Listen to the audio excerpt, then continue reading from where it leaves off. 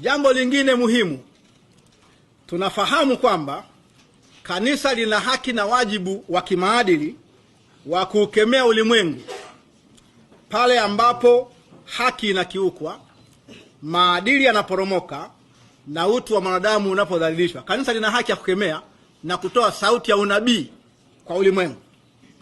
Hata hivyo, msingi wa sauti ya kanisa kwa ulimwengu ni uwezo wake lenyewe wa kujitafakari na kujikosoa lenyewe kwa ndani. Viongozi wa dini wana haki na wajibu wa kiroho kukemea maovu yanapotokea, kujenga dhamiri za waumini na kutoa mwelekeo wa taifa.